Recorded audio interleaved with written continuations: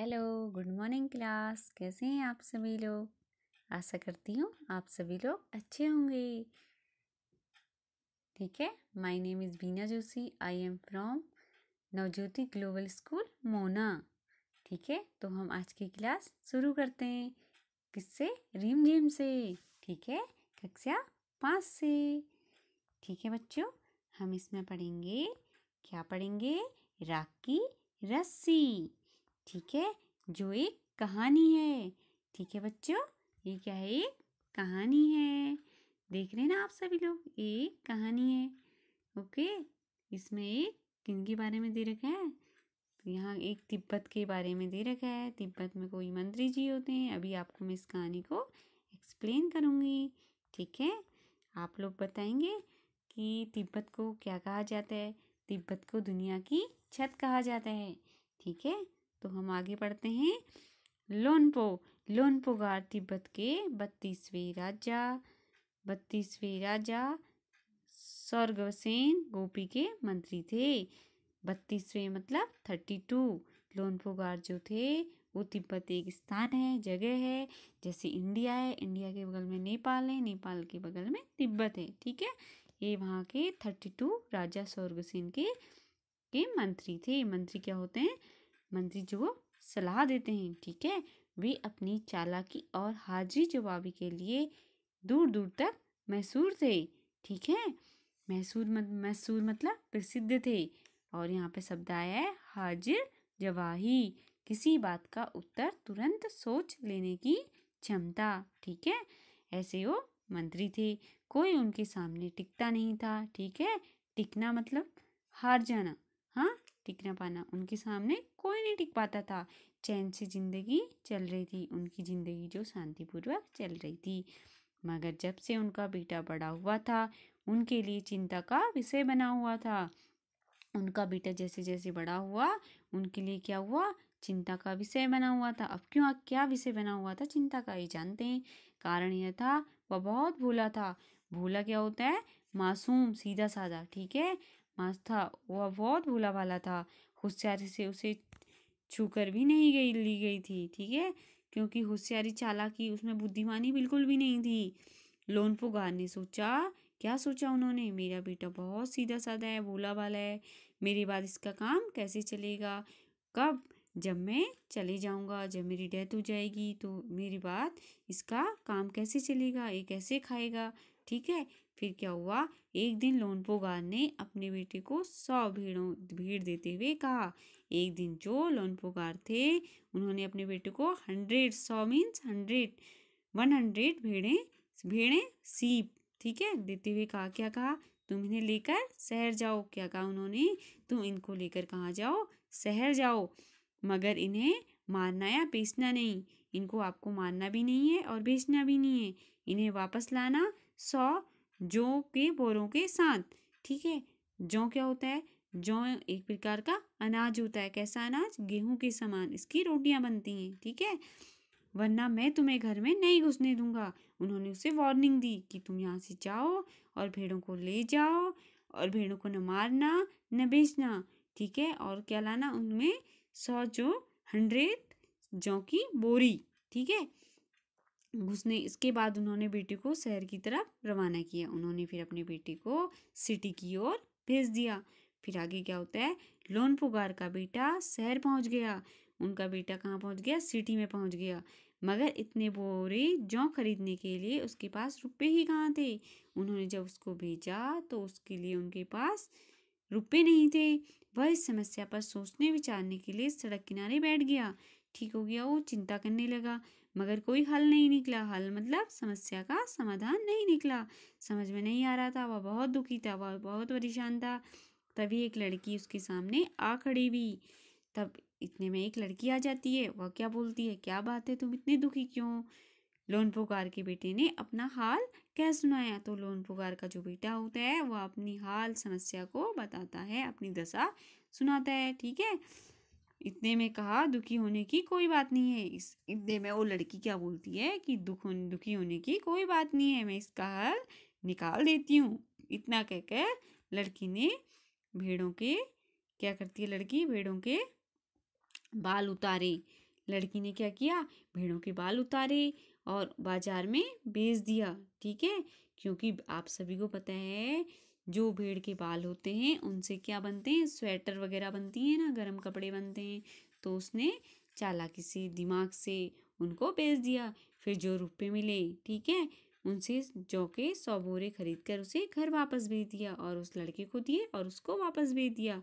फिर क्या किया, लोन पुगार के बेटे को लगा कि उसके पिता बहुत खुश होंगे, मगर उसकी आप बीती क्या होता है, होने वाली जो घटना, उसके साथ जो घटना हुई थी, ठीक है, मगर उसकी आप बीती पर उन्होंने ध्यान नहीं दिया। वे उठकर कमरे से बाहर चले गए। ठीक है, उन्होंने उसकी बात नहीं सुनी और वो बाहर चले गए। हाँ, फिर आगे क्या हुआ, उठकर कमरे से बाहर चले गए। दूसरे दिन उन्होंने अपने बेटे को बुलाकर कहा, पिछली बार भेड़ों के बाल उतार कर बेचना मुझे जरा भी पसंद नहीं आया।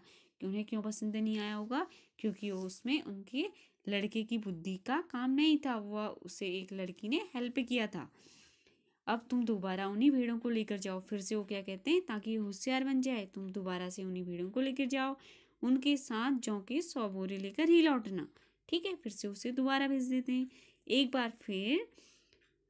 बार फिर निराश लोनपो गार का बेटा शहर में उसी जगह जा बैठा।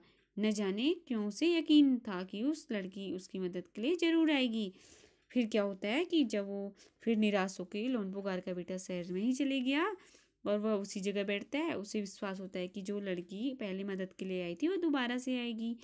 और हुआ भी कुछ ऐसा ही, और फिर से वो लड़की आ जाती है।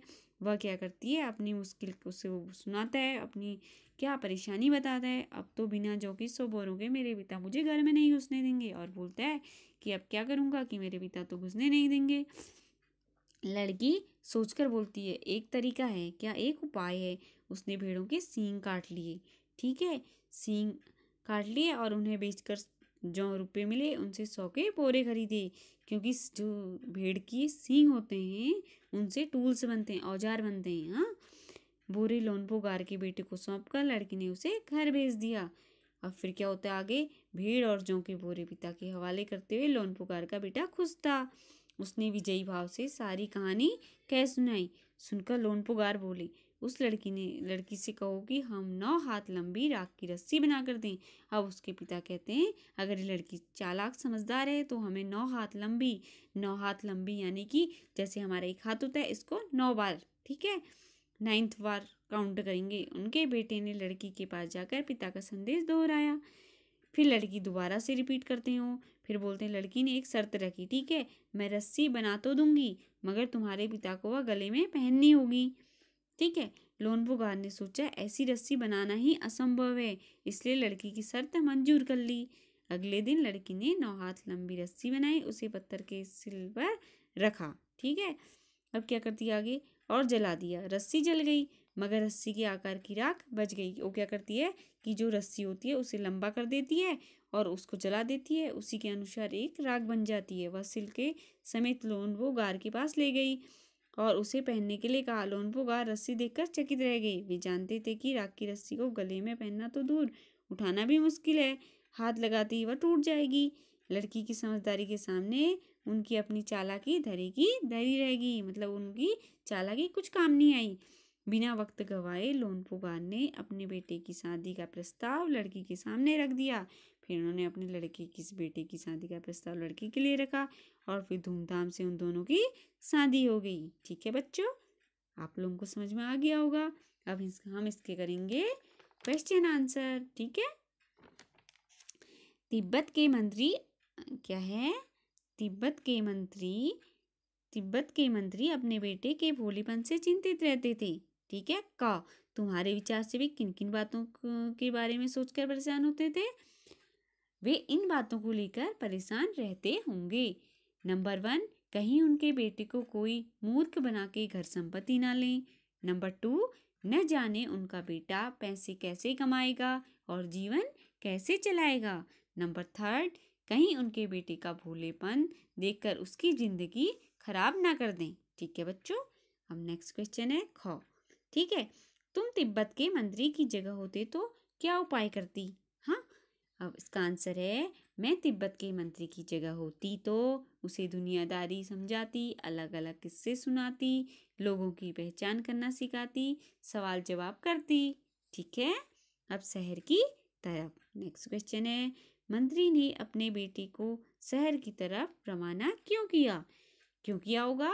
मंत्री ने अपने बेटे को शहर इसलिए भेजा ताकि वह दुनियादारी समझ सके और पैसे कमाना सीख सके। ठीक है, अब आगे है ख।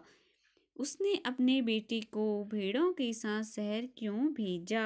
हाँ, मंत्री जी ने बेटे को भेड़ों के साथ शहर में ही भेजा क्योंकि उन्होंने सोचा शहर के लोग होशियार होते हैं और उनके साथ रहकर मंत्री जी का बेटा भी होशियारी सीख पाएगा। अब इसका आंसर गौ है, इसका गौ का आंसर देंगे हम। तुम्हारे घर के बड़े लोग पहले कहाँ रहते थे? घर में पता करो।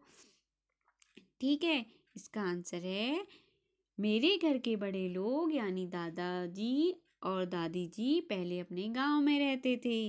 अब आगे है घर में पता, आस पड़ोस में भी किसी ऐसे व्यक्ति के बारे में पता करो जो किसी दूसरी जगह जाकर बस गया हो। उनसे बातचीत करो और जानने की कोशिश करो क्या वे अपने निर्णय से खुश हैं, क्यों। एक पुरुष, एक महिला और एक बच्चे से बात करो, यह भी पूछो उन्होंने वह जगह क्यों छोड़ दी। ठीक है, मेरे पापा की पहचान एक अंकल ने भी मेरे पापा के पहचान के एक अंकल ने भी शहर में मकान खरीदा, वहाँ बस गए। ठीक है, पॉइंट 2, अंकल अपने निर्णय से खुश हैं क्योंकि उन्हें शहर में रोजगार के अवसर और अनेक सुविधाएं मिलती हैं। पॉइंट 3, आंटी भी खुश है क्योंकि उन्हें भी नए अवसर मिले। ठीक है।